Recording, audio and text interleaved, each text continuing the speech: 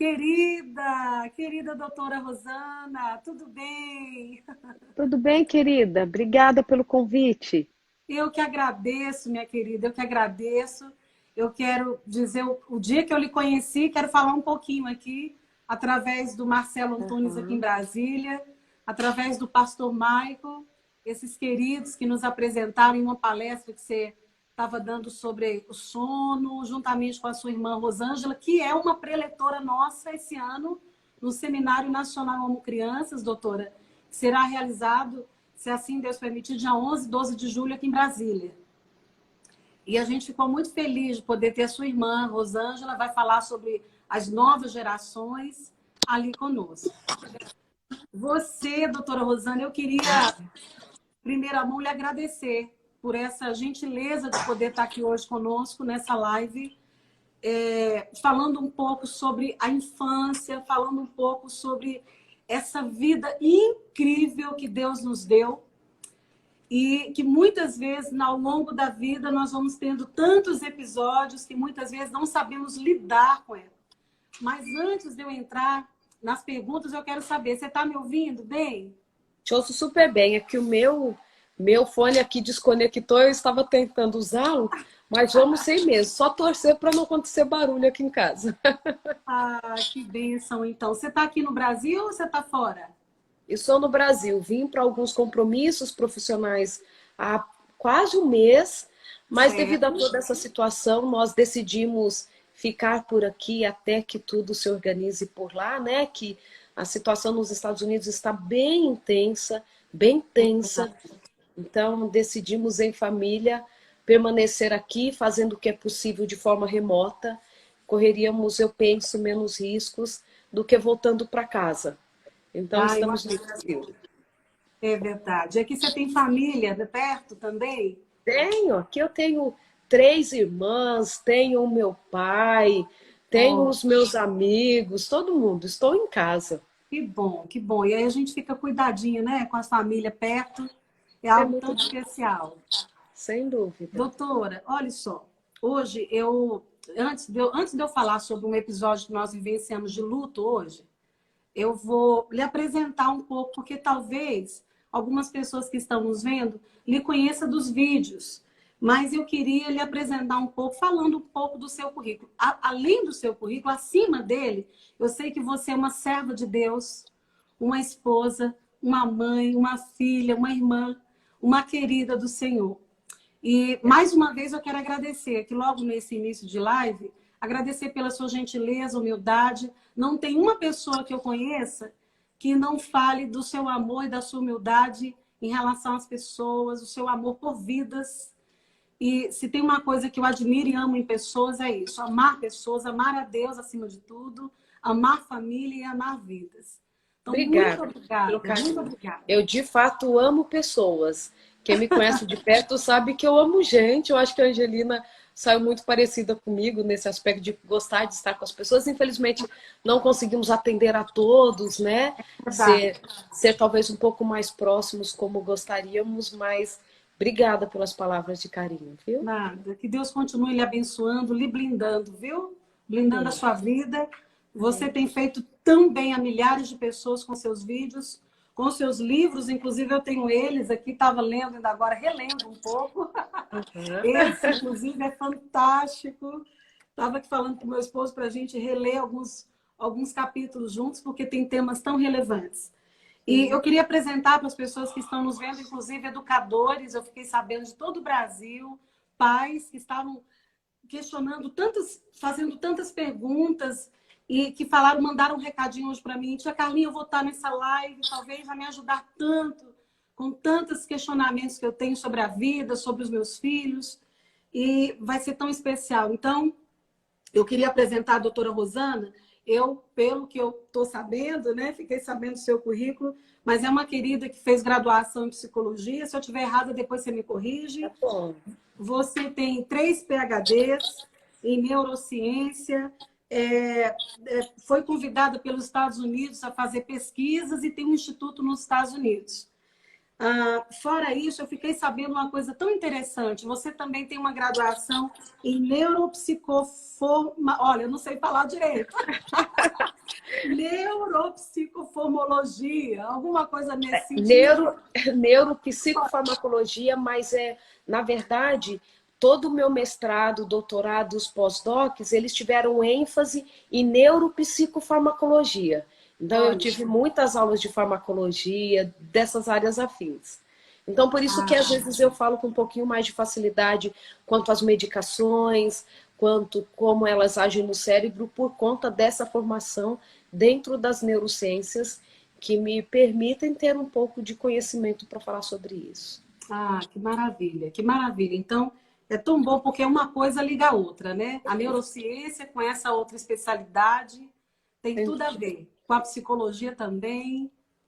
Sem dúvida. Então, é bem essa junção mesmo, neuropsicofarmacologia. Toda essa parte neurológica. Gente, eu estou sem fazer a unha porque dentro de casa é um descanso completo. Não é só né? você. Eu não é só a unha, cabelo, a unha. Não, vamos abafar o cabelo, amiga. Aí a gente fica ajeitando assim, não é pelo vídeo, é pelo que a gente não pode revelar aqui. Não é? Eu sei que tem muita gente passando por isso e não pode atirar pedra. Exatamente. Mas é um Nós tempo de estamos descanso iguais. mesmo, né? E teve uma coisa que... Pode falar, doutora. Pode falar, não, pode. Eu ia só falar que se teve uma coisa que essa pandemia fez, no geral, nos uniu e nós somos todos iguais nesse momento. Sem dúvida, sem dúvida. Mas você ia falar algo, pode falar, doutora. Não, eu acho que eu ia falar de fato isso, né? Nós somos um ser integral. E por conta de sermos um ser integral, aquilo que afeta a minha mente, afeta o meu corpo. Claro, sem dúvidas nenhuma, em tudo isso está a nossa emoção, a nossa capacidade intelectual. Quando a gente fala de crianças, quantas vezes algumas influências, alguns estímulos que eles recebem, que nem imaginamos que pode trazer consequências para a vida toda. Lá, quando estiver na fase de adulto, nós nem imaginamos que talvez uma frase que dissemos para eles pode ter desencadeado uma cascata de emoções e de eventos neurológicos que podem inclusive impactar a personalidade deles. Olha. Então, eu te agradeço pelo convite de estar nessa live para falar sobre crianças. Amém. Porque muitas pessoas nesses dias têm me pedido para falar sobre esse assunto. Amém. E outras lives acabam não tendo tempo. É um assunto tão importante, né? Então, vamos conversar sobre isso. Hoje à tarde estava escrevendo um artigo que ainda nem foi publicado, numa revista científica bem importante, e eu quero um pouquinho comentar sobre os resultados deles, que tem tudo a ver com criança. Olha, e que a gente acha que às vezes não tem a ver, mas tem a ver com a gente, quando nós nos tornamos adultos. Então, obrigada pelo convite, viu? E obrigada pelo seu trabalho que é tão relevante de formar pessoas para lidar com aquilo que não é apenas o nosso objeto de amor. Objeto em psicologia é o sujeito, é a emoção, qualquer coisa que a gente estude, né? Não é apenas o nosso objeto de amor, mas é nossa responsabilidade intransferível cuidar de qualquer pessoa que esteja sob a nossa influência. Então, antes de tudo, é algo que eu admiro muito quando as pessoas se inclinam para cuidar de assuntos tão importantes que são a base da nossa sociedade, que esse cuidado com quem merece e precisa de um cuidado, uma atenção voltada para eles. Parabéns. Amém, querida. Amém, obrigada. Eu, ainda menina, eu aceitei Jesus ainda muito menina, com 8, 9 anos de idade. E meu testemunho é grande, não vou contar aqui, não é o nosso foco hoje. Mas ali na minha infância, quando eu cresço, eu entendo que tudo que eu vivenciei na infância foi o que me construiu na fase adulta.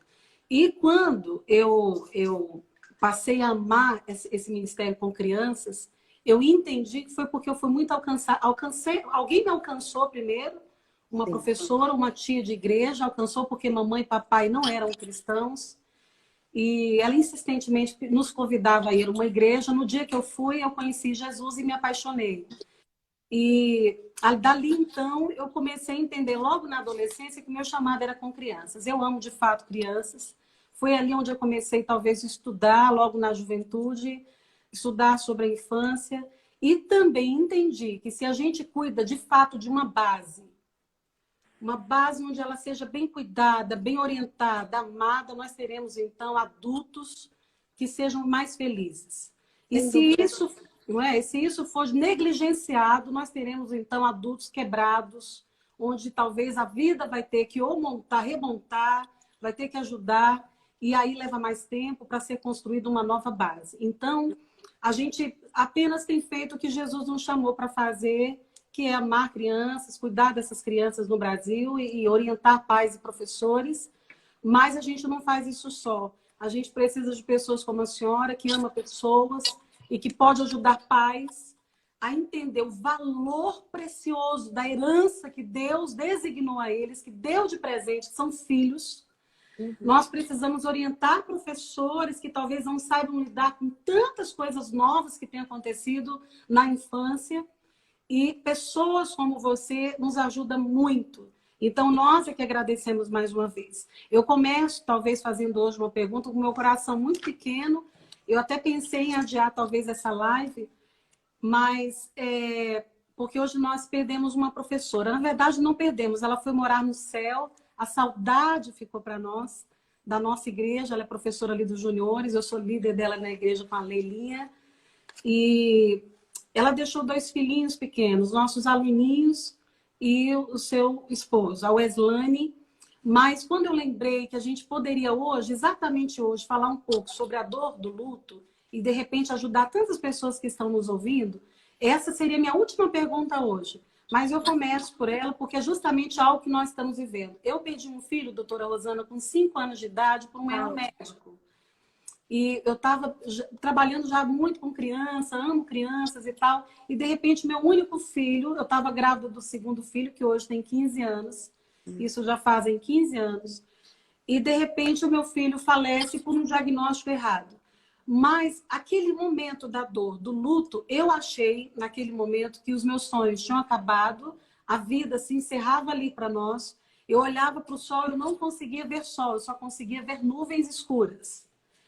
E se não fosse uma obra do Senhor e pessoas, claro, ajudando, a gente talvez não teria se recuperado tão lindamente do luto logo depois. Mas eu queria fazer essa pergunta para a senhora. O que você acha no momento de dor desse com crianças, em especial com crianças? Como nós podemos ajudar essas crianças que nesse momento estão vivenciando esse momento de dor?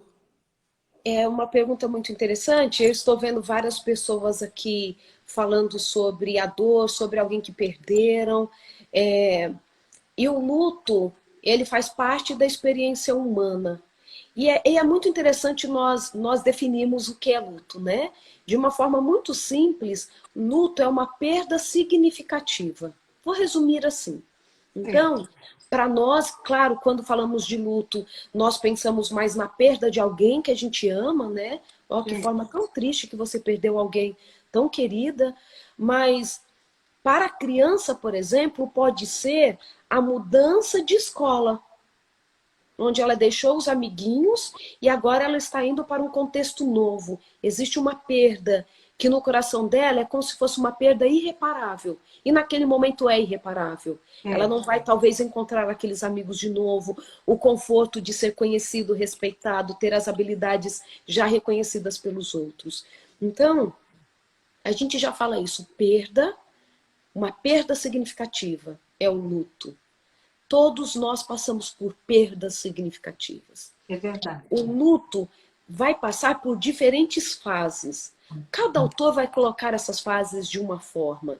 Mas eu gosto de pensar que o primeiro momento do luto, para quem perdeu assim alguém pertinho, é da negação da perda. Mas já vou adiantar dizendo que quando nós estamos no momento de luto, é necessário respeitar ao outro na sua forma de viver e experienciar o luto e expressar o luto e também respeitar a nossa forma de lidar, de viver com o luto, que passa pelas crenças que cada um tem, pelas experiências de cada um. Eu confesso que depois que eu perdi a minha mãe, eu sei que vocês vão entender isso. A morte, ela se tornou muito real para mim. Foi a primeira pessoa que eu perdi muito próxima. Então a morte se torna real. Até então era algo que acontecia na casa das pessoas. Por mais que eu sofresse com essas perdas. Te coloca no outro posicionamento na vida. Então, a primeira fase do luto pode ser o da negação. Sabe como a gente adulto nega o luto? Por exemplo, assim, puxa vida, se eu tivesse levado ao médico antes, se eu tivesse percebido que ela estava com uma dorzinha aqui, a gente reconta a história. Porque quando nós recontamos a história, é como se nós estivéssemos resolvendo o problema. Então a gente volta lá e conserta. Na nossa cabeça, a gente leva antes para o médico, e no médico certo, que vai conseguir salvar o filho, a amiga. Puxa vida, se eu tivesse dito para ela que, olha, ela estava com uma manchinha diferente. Então, a primeira fase é da negação. Vem a culpa, que vem misturado com isso, se eu tivesse feito, ou se eu tivesse amado mais. Depois nós vamos passar por uma fase que é da acomodação da dor. Ela existe. Quando você vai falar sobre, você ainda chora, você ainda se perturba emocionalmente, mas você já é capaz. E a última fase, que eu sabia isso na teoria, mas depois quando você vive, ela é muito dolorida, mas ela é necessária. Que nós falamos que é a internalização da pessoa querida. Então, é assim. Você, por exemplo, quem passou vai entender o que eu vou falar. É como se você aceitasse que a pessoa não está mais ali, mas é um aceitar emocional. Não é a razão que já te falou que a pessoa não está mais ali. Ou que a escola não está mais ali, entendeu? Entendi. Mas você coloca a pessoa no coração. Quando eu lembro da minha mãe, eu a sinto aqui dentro. Eu deixei de achar que ela está comigo. Eu deixei de esperar, ou eu sonho e acordo, porque no sonho ela não tinha morrido, ela só tinha viajado. Então você vai ter que internalizar a pessoa querida. E essa fase é desafiadora. É a fase necessária. Se você não fizer isso, você não passa para uma vida mais saudável, de viver com a lembrança, de ter um acomodar da dor, mas ela é extremamente necessária. Então, eu faço só uma pausazinha nessa parte, onde a senhora para, a senhora já continua. Eu achei que tinha vivido essas fases, mas eu paralisei nesse momento onde eu não internalizei e não chorei o suficiente. Alguns anos depois, eu comecei a sentir falta de ar, tontura, alguns sintomas que os médicos achavam que era anemia. E aí fui para uma série de médicos, ninguém achava a causa da falta de ar de nada, até um médico descobrir e falar, você está com algo pós-trauma. Vamos para um psicólogo, vamos tomar um remedinho. Foi quando eu fui tomar o remedinho e eu melhorei assim muito rápido. Em 3 meses eu fiquei boa. Claro que aí a psicóloga detectou, foi lindamente a forma dela detectar, e ela detectou que eu não tinha chorado o suficiente. Eu estava grávida de 7 meses, com medo de perder o segundo filho. Não chorei o suficiente, aguentando também o meu esposo, tadinho, no sentido, cuidando mais dele, para não morrer junto. E aí eu não chorei o suficiente. Ela vai no ponto, ela pede para eu sentar no colo dela, no consultório, e fala, chore tudo que você não chorou. E foi um momento muito importante. E aí tem tudo a ver, né, doutora? Desse momento que a senhora está falando. Tudo a ver. Por quê? Por isso que eu insisto no início da fala sobre esse assunto. Nós temos que respeitar o nosso luto e temos que respeitar o luto do outro. Eu lembro que assim que a minha mãe faleceu, ela faleceu na quarta-feira, com 47 anos de idade, havia saído do culto num domingo à noite, 2 horas mais ou menos depois do culto ela já estava em coma. 17 dias ela falece. Ela havia preparado toda a igreja, porque ela que arrumava, colocava as flores e tudo. E aí toda a programação que ela estava coordenando foi interrompida. E assim que ela falece, as atividades voltam. E quando eu entro na igreja pela primeira vez, após o falecimento dela, 2 dias depois, eu desabo em choro. Eu desabo em choro. Eu vejo a forma que ela havia arrumado a igreja, Aquela programação que ela havia programado estava ali para acontecer e eu choro. E choro muito. Uma pessoa vem, toca no meu ombro e eu entendo que a pessoa queria me consolar. Por isso que eu digo assim, no luto, você não entende a dor do outro. Eu não entendo a dor de quem perdeu um filho de 5 anos. Mesmo que eu tivesse passado por uma situação semelhante. Cada um tem a sua dor. Então, no momento da dor, o que você pode fazer de melhor para o outro é se colocar à disposição. Sim. Já é uma dica pra gente. Olha. Estou à sua disposição para o que você precisar. Eu não sei do que você precisa. Eu não sei a dor que você está vivendo. Olha. Mas eu estou aqui se você precisar de alguém que limpe a sua casa, um colo para chorar, que assuma algumas atividades suas na igreja, que leve os filhos à escola. Se coloque apenas à disposição. Eu digo que no momento de luto, até mesmo quando estamos ali numa cerimônia fúnebre, né, no velório, é o momento que as pessoas mais falam bobagem. E não é porque elas são ruins. Sim. É porque nós não sabemos lidar com a morte. Nós não sabemos consolar, muitas Nós vezes. não sabemos porque nós não nascemos para morrer. É verdade. Então nós não sabemos lidar com a morte mesmo, assim. Fala assim, não, tá tudo tranquilo, tudo no lugar. Entende? E aí a pessoa toca no meu ombro e fala assim, muito me admira você chorando. Onde está a sua esperança? Onde está a sua fé? O meu pai, quando faleceu, eu não chorei desse jeito. Claro que de repente ele queria que eu saísse daquela circunstância, né, do choro. Tá? E nem estou falando que fiquei chateada ou não, porque eu entendo como as pessoas se comportam. Mas no momento da dor, você se coloca à disposição. No momento da sua dor, chore. Porque o choro, ele também é representação do quanto aquilo foi importante para nós ou aquela pessoa. O luto, ele dura mais ou menos 2 anos, até que chegue na fase da internalização da pessoa. Aquela coisa de acumular dentro do coração. Isso. Pode levar até 2 anos para que isso possa acontecer. Então, é um processo. Luto não termina no momento que você perdeu algo significativo ou nas semanas seguintes. Pode durar até 2 anos, aproximadamente 2 anos, pode até ser um pouquinho mais do que 2 anos. E cada um de nós vamos tendo vivências que vão nos preparando mais ou menos para este luto. Isso mesmo. Entende? Então, nós respeitamos a dor do outro e nos colocamos à disposição. As crianças, por exemplo, dependendo da idade, elas não entendem a morte como nós entendemos. É verdade. Então, tentar explicar na linguagem da criança. Sim. Deixe que ela expresse o que ela está sentindo, porque a raiva faz parte do luto. Nós, muitas vezes, não prestamos muito atenção na raiva que sentimos no luto.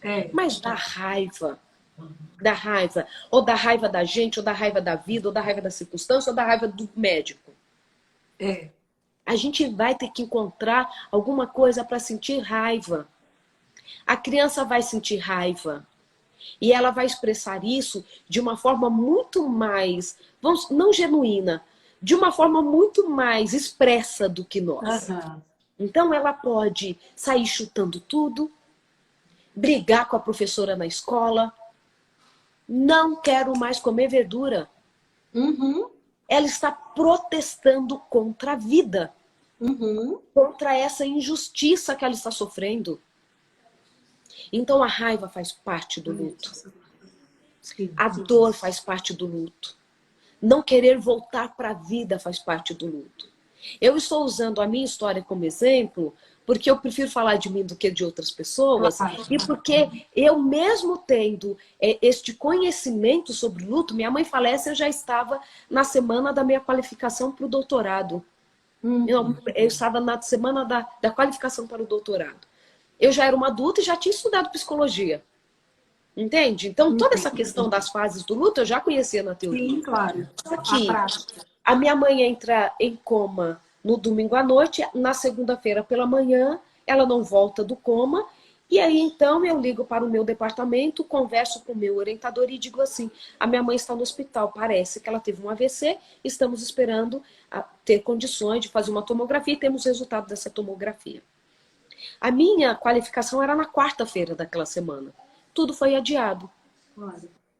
40 dias, eu acho que mais ou menos 40 dias depois eu volto para o meu trabalho e volto já para a defesa, para a qualificação do doutorado. Foi um dos dias mais difíceis da minha vida. Tão difícil, eu posso dizer até tão difícil quanto da cerimônia fúnebre. Porque seria injusto com a minha mãe voltar para a vida. Voltar para aquela qualificação, voltar a encontrar com as pessoas, que é como se o que eu tinha perdido não era tão importante para eu estar voltando para as atividades normais. Como se volta para a vida? É como se você depois não que você passou. É. Como se fosse um desmerecer. Isso. O outro não valorizar. Naquele dia, eu volto num sofrimento muito grande. Eu ia reencontrar os meus amigos, ia receber os pêsames de todo mundo. Então, voltar para a vida é difícil. Mas eu gosto de falar que nos momentos mais desafiadores, nos momentos onde emocionalmente nós somos mais forjados, é que nós temos que tomar decisões. E temos que parar e falar assim, sim, difícil é. Mas o que vai ser melhor neste momento? Desistir da vida, sendo que existem tantas pessoas ao meu redor, desistir de uma carreira que também era o sonho dela. Eu vou me prostrar até quando? É verdade. E você precisa tomar uma decisão quanto ao que você vai fazer com a sua vida. E essa decisão é importante para qualquer um de nós que esteja sofrendo luto. Porque divórcio também é luto. Isso eu já ia me perguntar. O luto não é só quando a gente perde alguém. O luto, eu estou vendo pessoas aqui dizendo, eu tive 3 abortos, sim, é um luto. Eu divorciei, é um luto. É luto. Eu perdi um emprego da minha vida, Luto. foi luto. Não é, doutora? Sem dúvida nenhuma, qualquer perda significativa que vai, talvez, mudar o curso da sua vida. Entende isso? Alguém que divorcia mudou o curso da vida dela. Ela vai ser ex-esposa, vai ter que decidir se ela vai casar novamente ou não. Como as pessoas vão tratar, que grupo de pessoas ela ainda vai frequentar. Quais vão ser ainda os vínculos com os familiares do marido. Então, é um reorganizar a vida. Quando você muda o curso da vida, a gente já pode falar. Um curso, lógico, com prejuízos, com perdas, né? Porque você pode mudar o curso para melhor. Você pode colocar como um luto. Aquilo que foi uma perda significativa. As crianças também passam por perdas quando os pais se separam. Que é, que é algo muito importante para a gente falar das crianças. Por exemplo, quando os pais se separam, gente... Não existe essa conversa que o divórcio é assunto de adulto. As crianças não participam, não existe, porque a consequência vai ser sobre elas também. É necessário, lógico, que não vão compartilhar as brigas, os detalhes desse relacionamento, mas as crianças precisam saber que estes pais estão separando. Elas não podem ouvir pelas paredes, pelo comentário dos colegas, pelos familiares quando se reúnem, soltam alguma coisa e ainda com, ai, mas está separando por causa disso, daquilo. Claro que elas fazem parte dessa história. Porque daqui a pouco o pai já não mora mais com elas, ou a mãe que não mora mais com elas. Daqui a pouco a guarda é compartilhada. Antes ela tinha pai e mãe todos os dias dentro de casa, agora de final de semana ela vai para casa dos pais. Por que ela foi? Ai, não, nós somos super amigos, mas a gente decidiu que assim é melhor. Não, insisto em dizer, você não vai falar dos detalhes e colocar a criança no meio da confusão. Claro. Brigar, porque a culpa é sua. Não, porque a culpa é a sua. Não é isso. Mas, por favor, essa criança não tem que descobrir a hora que o pai pegou a mala e foi embora. E ainda com o discurso assim, não, a gente é super amigo. A gente agora só está em outro projeto de vida. Mentira. Mentira. Você ensina para o filho não mentir. É mentira. Se fosse tudo perfeito, não estava separando. Gente, não. É porque assim, não deu certo, por isso que está separando. Sabe por quê? Eu insisto em uma explicação para essas crianças. Porque a separação Na fantasia infantil, a culpada é ela. Olha, é Porque verdade. na fantasia infantil, os pais viviam muito bem antes dela nascer. E foi ela, sem saber como, Isso. atrapalhou esse relacionamento. É. Porque se o casal vivia bem, ou se as brigas começaram depois que ela nasceu. Porque antes Uhum. o que se escuta é de lua de mel, quando nos conhecemos, quando nós éramos jovens, quando isso, quando aquilo. Na fantasia infantil, mesmo que ela via os pais talvez se desentendendo, na Uhum. cabeça dela, ela foi a responsável pela separação. É isso. Claro que mesmo que explicando, ela ainda vai viver essa fantasia, Uhum. mas você pelo menos começa a colocar os pingos nos is e assumirem as suas responsabilidades de adultos que não conseguiram manter esse casamento. Gente, não estou entrando nem no detalhe que tem que continuar casado, que não tem que entrar em casado, que tem que suportar, o que não tem que É. suportar. Estou falando quando já está nesse ponto que, de fato, O o tempo de divórcio divorciar. é irreversível. É. Entendem? Então, E essa criança faz parte da sua como o vida. divórcio, né, doutora?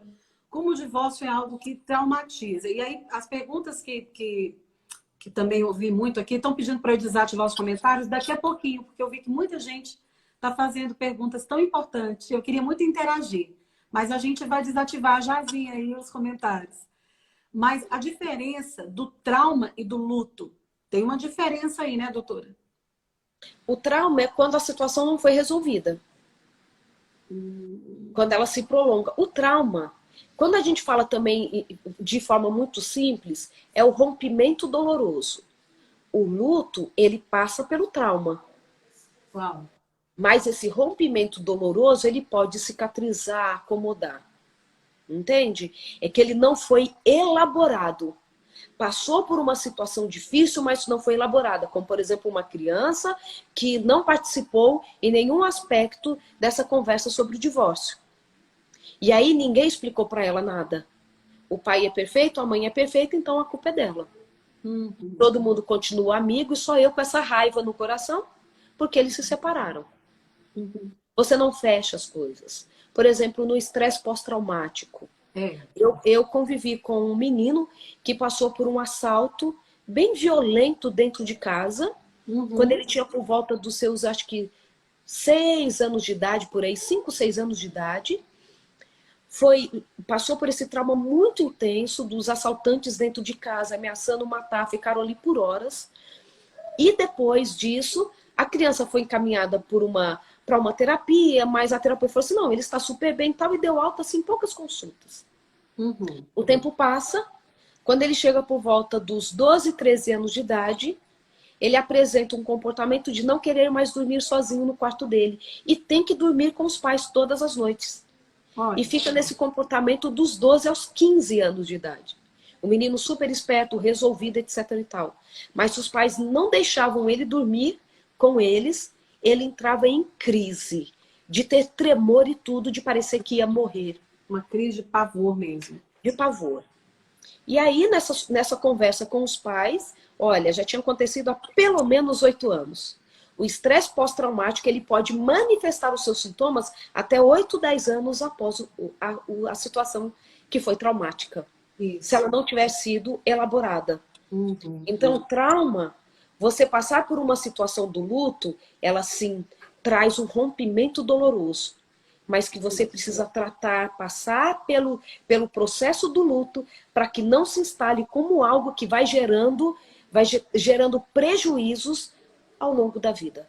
Interessante. Doutora, eu tive um amigo que recentemente, voltando em uma viagem comigo, a gente pegou o mesmo voo, até dar um abraço para ele, doutor Juiz Enedino, aqui de Brasília, e ele é psicanalista, ele compartilhou comigo uma história muito incrível de uma pessoa, onde eu queria até relatar aqui um pouquinho, para você ver como tem tudo a ver com o que você está falando. Uma criança que hoje já é adulto, ele tem depressão, um adulto que passou a ter depressão, e ninguém descobriu o foco dessa depressão, porque para ele estava tudo bem, estava feliz, estava tudo bem, não sabe de onde veio essa tristeza. E, de repente, na psicanálise, eu não sei, o meu amigo descobre que toda a época que ele comia galinha caipira com o pequi. Uhum. Ele descobriu, através do cheiro, que ele dava uma depressão. Ele entrava num estágio depressivo muito grande e ele só descobriu, claro, de repente fazendo a terapia, a análise toda.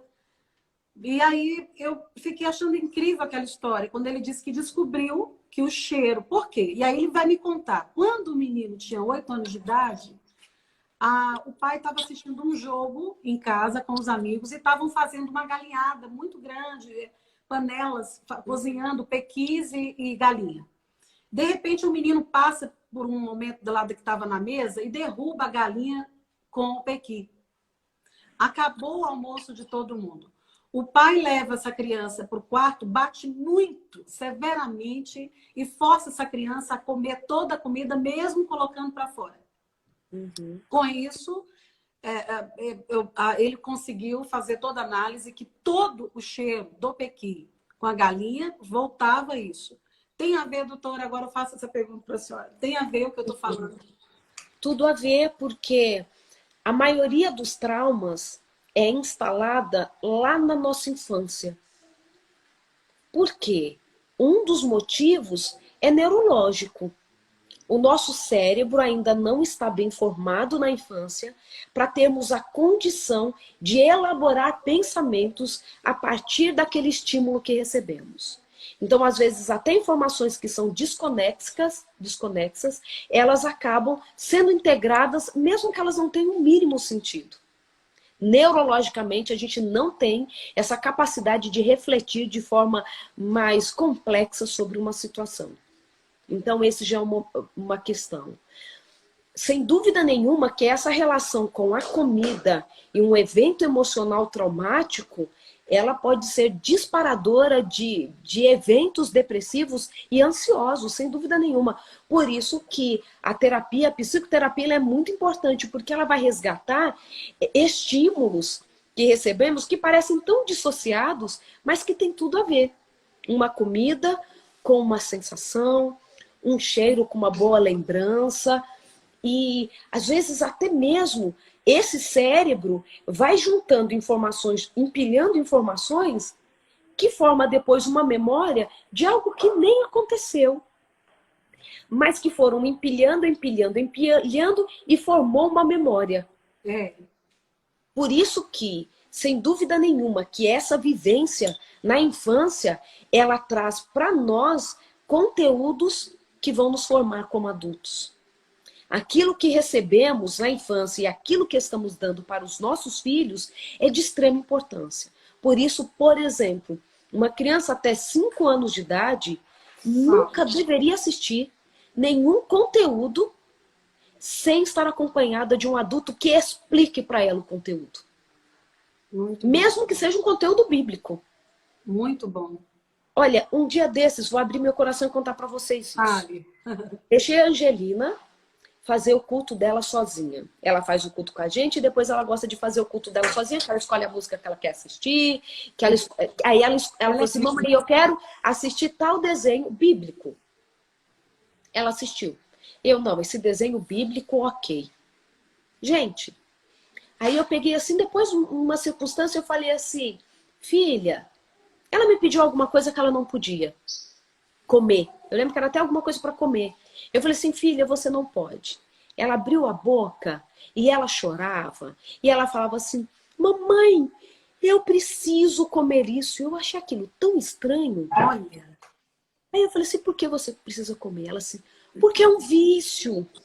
Eu não consigo ficar sem. É incontrolável. Eu falei assim, aí tem alguma coisa errada. Olha. Onde ela aprendeu essa linguagem tão adulta de vício? Isso. Tia Carlinha, eu voltei para ver o desenho bíblico que ela tinha assistido sozinha. Sim. E o desenho começava com um exemplo de um homem que era dependente do álcool. E que o evangelho o curou. Olha. Mas o que ela guardou um vício e eu não consigo ficar sem isso. Meu Deus. Sentei com ela e a gente foi rever o desenho juntas e eu explicar para ela. Meu Deus. Entendem a ideia? Você senta com a criança e vai explicando cada coisa que ela está assistindo. Eu faço isso com a Angelina nos cultos na igreja. Se não sou eu Isso. quem está falando, ela fica no meu colo, quem está em volta achando que eu sou uma doida. Quem está lá ministrando, pregando, eu vou traduzindo na linguagem infantil aqui para ela. Filha, sabe do que o tio está falando? Você entendeu essa palavra específica que ele falou? E eu vou traduzindo para ela, assim que ela sabe muitas histórias bíblicas também. Porque a criança precisa trazer para a vida dela sentido. E esse Claro. sentido vem de nós. Então, o É, trauma, e foi algo muito forte, né? Que o seu amigo passou. sim. Outra Então, coisa, são muitos desenhos sutis, muitas vezes, filmes. Uma vez eu vi um ex-cineasta falando aqui numa palestra num colégio aqui, adventista aqui em Brasília, achei muito interessante. Ele dizendo sobre o cuidado que os pais têm que ter mesmo no que os filhos estão vendo. Inclusive, tem muitos pais aqui precisando talvez ouvir isso, com o que os filhos veem, ouvem, vai sendo registrado, né, no nosso cérebro, tudo que a gente está vendo. sem E dúvida, e sem a capacidade de interpretação. Sem a isso, capacidade. Se nós adultos somos tão influenciados pelo que assistimos, é é tanto que vai lá e compra roupa. É tanto que vai lá e corta o cabelo igual. exatamente, Você exatamente. imagina uma criança que não tem a capacidade de fazer uma análise crítica. É. Gente, a tia Carlinha vai salvar essa live, né, tia O Carlinha? pessoal está tudo desesperado. Olha, eu acabei de descobrir que uma amiga minha vai fazer com que a live vai ficar salva. Milena.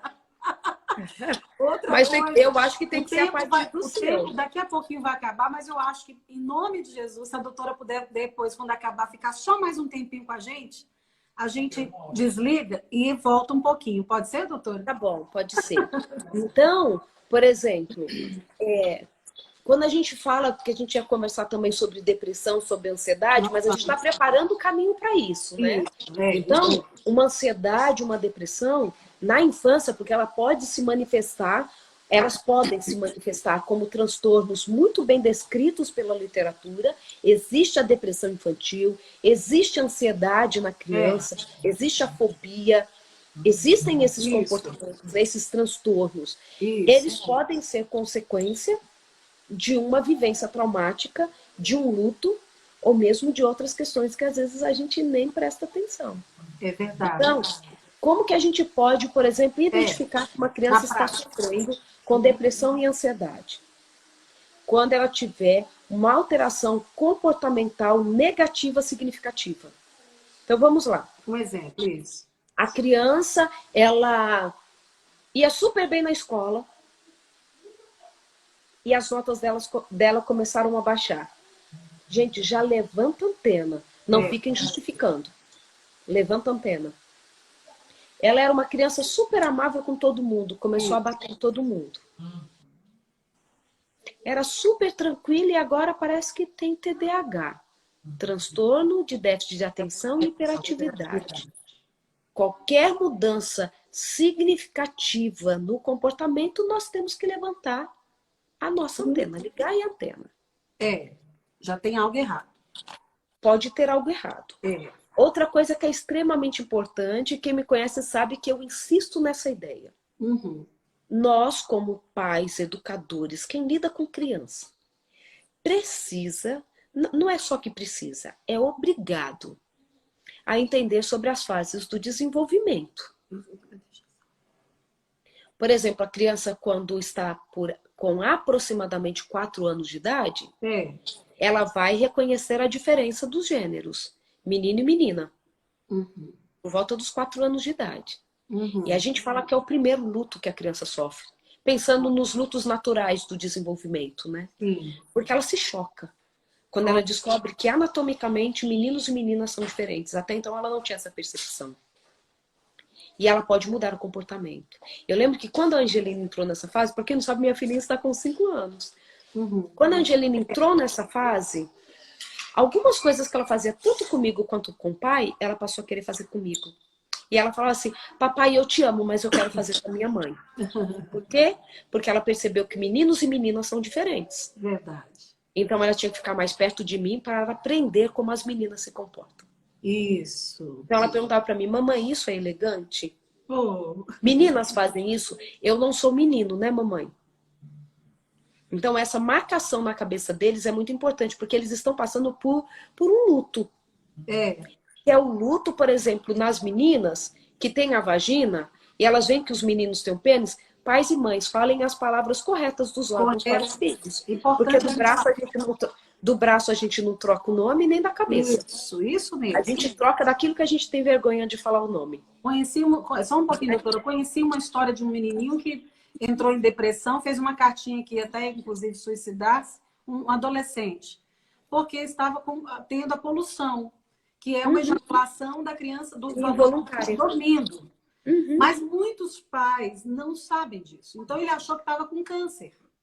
Ele Sim. foi no Google pesquisar e achou que, por algum motivo, era câncer. Fez uma carta para a mãe dizendo: mamãe, eu estou me despedindo que eu acho que eu estou com câncer. A mãe pega a carta antes da tragédia. No dia seguinte, leva a psicóloga e a psicóloga descobre que é a coisa mais simples do mundo, que é a poluição e tal. Para você ver, doutora, como é algo importantíssimo a presença de pai e de mãe. E o conhecimento desse pai e dessa mãe.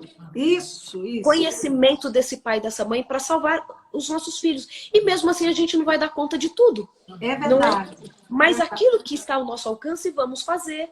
A menina passa pelo luto porque para ela tinha um pênis e ela fez alguma coisa muito terrível que ela perdeu o pênis. Olha. Os meninos, quando percebem que as meninas não têm o pênis, eles querem descobrir o que elas fizeram de tão errado para perder o delas, para eles não fazerem, para manter o deles. Entende? Então a gente tem que saber dessas coisas. Porque eles também vão passando de fases e essa mudança do comportamento, que pode ser significativo, pode ser só por uma mudança de fase. Sim. Mas pode ser por um prejuízo maior. Sabe o que a gente vê, por exemplo, alguns sintomas da depressão infantil? Ficarem agitadas, não quererem dormir. Crianças que eram quietinhas na escola passam a ser faladeiras e não respeitarem a professora. Sim. Não conseguem mais se concentrar, começam a tirar nota baixa. Aí são levadas para o atendimento, tem TDAH. Gente, quanto diagnóstico mal feito. Mal feito. E às vezes a criança não tem TDAH. Ela tem apenas não. Ela tem uma depressão. E se ela for tratada com TDAH, a depressão, que era o tratamento que ela precisava receber, era para a depressão, escapa das mãos. Entende? Então, assim, outra coisa, por favor, pais e educadores. Como a gente não tem tanto tempo assim, pais e educadores, por favor, não apressem os profissionais para darem um diagnóstico. Uau, isso é importante. Gente, diagnóstico não é simples para se fazer. Sim. Eu até brinco, mas brinco falando muito sério. Se você levou uma criança para uma consulta, porque parece que ela tem um TDAH, qualquer transtorno, e já saiu de lá com diagnóstico, troque de profissional, ou você está pressionando demais o profissional para que ele fale o que ele imagina que seja. Nenhum diagnóstico é simples de se fazer em saúde mental. Mesmo a depressão no adulto, que é algo que parece que está tão aí patente, todo mundo parece assim, eu acho que você tem depressão. Para o profissional, fazer um diagnóstico de depressão não é simples. Então, não pressionem os profissionais, o psicólogo, o psiquiatra, porque não é simples de fazer. Não achem que se ele não está te dando um diagnóstico, ele está enrolando para ganhar mais sessões. Ele está investigando. Ele está investigando. Outra questão para falar sobre criança. Tem gente que concorda, tem gente que não concorda, mas é a posição das associações pediátricas mundiais e também da psicologia. Se evita ao máximo dar medicação para crianças com menos de 8 anos. Sim. Dos 8 até o término da adolescência. Ainda assim, nós falamos que a medicação é dada se ela for o melhor recurso disponível. Mas se a terapia for dar conta, uma terapia ocupacional, colocar nos esportes, mudar a rotina da casa, forem já estratégias suficientes para contornar o problema, resolver o problema, estas são as abordagens que devem ser feitas. Mas em crianças com menos de 8 anos, para tomar essas medicações que falamos que são medicações psicotrópicas que vão mexer com a cabeça deles, com a mente deles, com a forma de pensar, com o comportamento, só dá com menos de 8 anos, se for extremamente necessário. Não existe outra forma de atuar. E não existe depois que você tentou. Olha. Já mudou a alimentação da criança? Gente, eu nunca vou cansar de falar isso. Eu tô correndo porque o Fale tempo tá sobre isso. curto. Fale sobre alimentação, doutora. É importantíssimo. Olha, tem muita criança sendo diagnosticada com TDAH e ela tem alergia alimentar. Olha aí. Importantíssimo isso. Ela é alérgica a chocolate. E aí, como a alergia, eu brinco que eu falo porque eu sou assim, a rainha da alergia, né? Tenho alergia a tudo que você imaginar. Esses dias nós íamos em algum lugar e a pessoa falou assim, doutor, você tem alguma restrição alimentar? A Angelina só virou e falou assim, minha mãe tem alergia a refeições. Tão alérgica que eu sou. Então, por exemplo, até em nós adultos, a alergia pode nos deixar... Alergia alimentar, nem estou falando das outras, viu? Ok. Alergia alimentar pode nos deixar mais agressivos, mesmo adultos.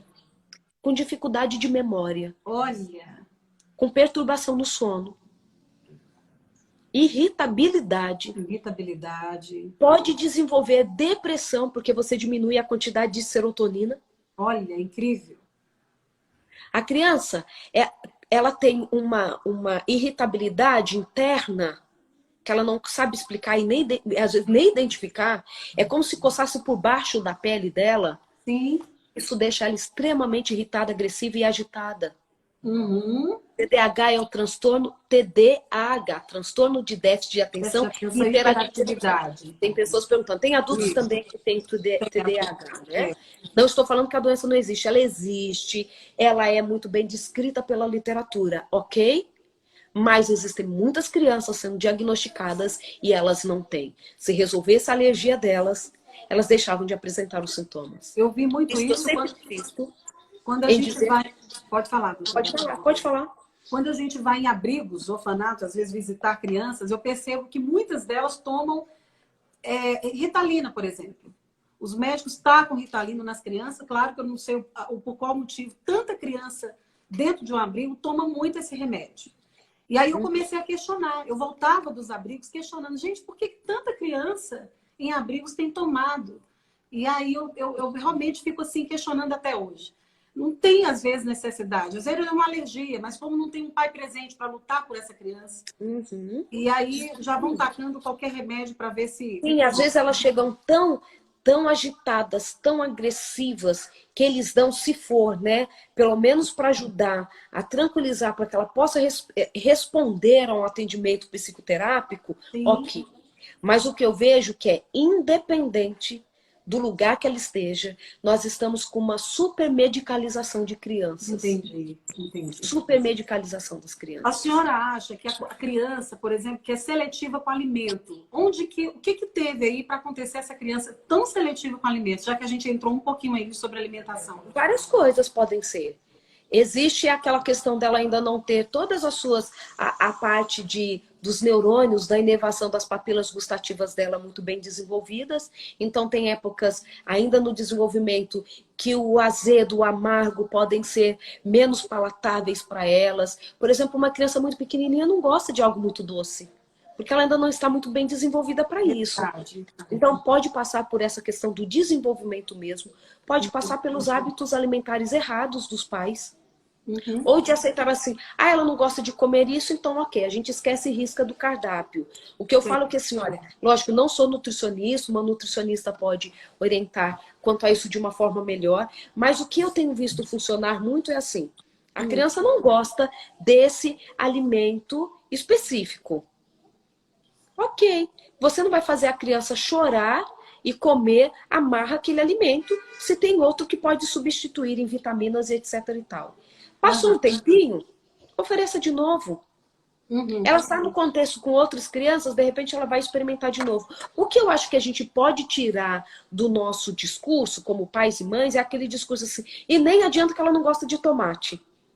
Bloqueou a criança. Bloqueou. Ela já aceitou que ela não gosta de tomate, todo mundo já sabe que ela não gosta de tomate, então não dá. Mas tem gente que não gosta de alguns alimentos. Colocou de novo e a criança não gosta, nós temos o direito de não gostar de alguns alimentos.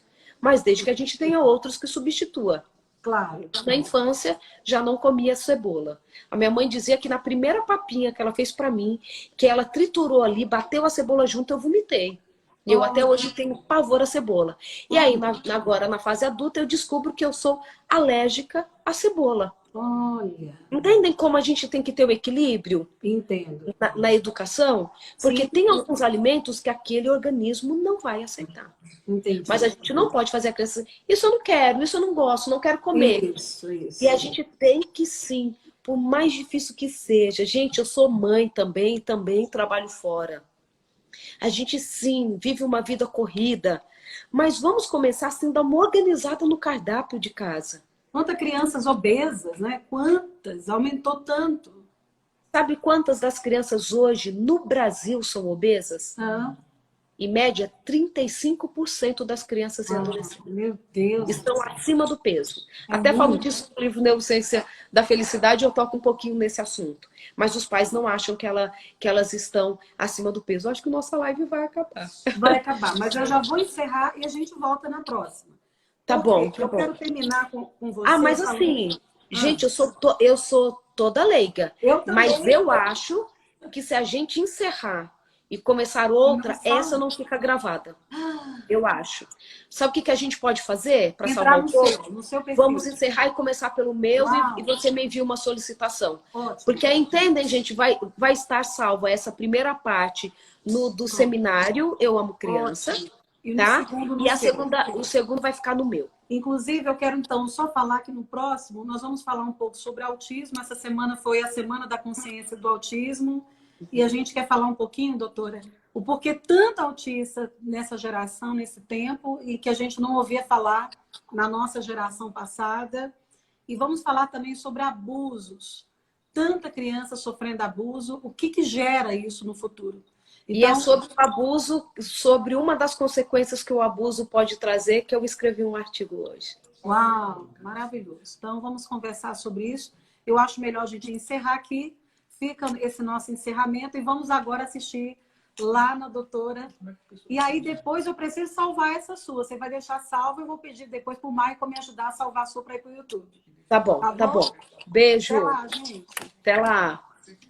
Doutora Rosana, o Instagram Doutora da doutora. Rosana, isso. Doutora Rosana, Por vamos para lá, extenso, como querido. está aparecendo aí para vocês, eu acho que aparece para vocês o meu perfil também, né? Isso, Doutora já está Rosana. aparecendo. Vamos Isso. lá, gente. Vamos migrar para lá. Beijo.